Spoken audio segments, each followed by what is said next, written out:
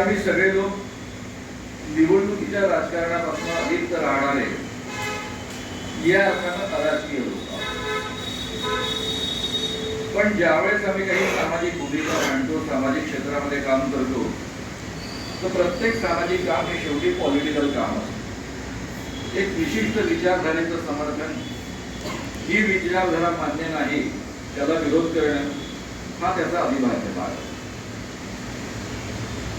आपल्यापैकी अनेकांना हा प्रश्न पडला असेल की आमच्यासारखे सामाजिक क्षेत्रामध्ये इतका दीर्घकाळ काम करणारे, कारण अखिल भारतीय अंधश्रद्धा निर्मूलन समिती 1982 साली आपल्याच नागपुरातून स्थापन झाली. गेले 43 वर्ष आम्ही त्या क्षेत्रामध्ये काम करतो आहे. तर अशा संघटनेच्या लोकांनी प्रत्यक्ष निवडणुकीचं राजकारण का करावं असा प्रश्न आपल्यापैकी अनेकांना पडला. 1975 25 जूनला आणीबाणी आपल्या देशावर लादली गेली. त्यावेळेस मी नुकतीच M.A. पार्गवनची इंग्रजी साहित्याची परीक्षा देऊन वर्ध्यामध्ये परत गेलो होतो. वर्धा माझं गाव.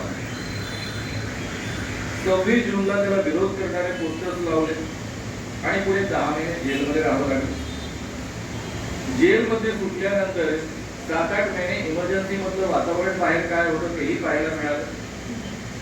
त्यानंतर इमर्जन्सी सुरू झाल्यानंतर ज्या पहिल्या निवडणुका झाल्या 1977 आणि 78च्या, 77च्या लोकसभेच्या, 78च्या विधानसभेच्या आणि नंतर नगर परिषदांच्या, त्या सगळ्या निवडणुकांमध्ये 5-6 जिल्ह्यांमध्ये मी दणकून जनता पार्टीचा प्रचार केलेला, काँग्रेसचा विरोध केलेला. इंदिरा गांधी अत्यंत समर्थ असताना, लोकप्रिय असताना त्यांचा विरोध केलेला आहे, कारण आपली लोकशाही त्या काळामध्ये धोक्यात आली होती आणि त्यावेळेस ते आपलं कर्तव्य असं वाटतं. 1978 नंतरच्या निवडणुकांनंतर मी कधीही निवडणुकांमध्ये कोणाच्याही प्रचारामध्ये किंवा विरोधामध्ये भाग घेतला नाही. पण गेल्या 2 वर्षांपासून ज्या पद्धतीचं वातावरण आपल्या देशामध्ये दिसत होतं,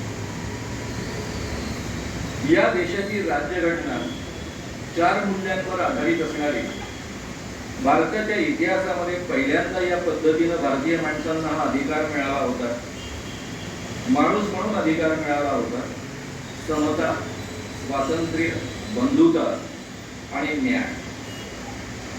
कदाचित मी हे बोलतोय ते आपल्यापैकी अनेकांना फार विचित्र वाटत असतं, कारण मधल्या काळामध्ये 40-50 वर्षांमध्ये मी स्वतः फुले-शाहू आंबेडकर चळवळीतला मुलगा 82 सालाच्या आधी त्या विषयांवर बोललो तरी जायचं, पण 82 ते आतापर्यंत 1.5 वर्षापूर्वीपर्यंत कधीही त्या विषयावर फारसं बोलण्याची गरज वाटली नाही.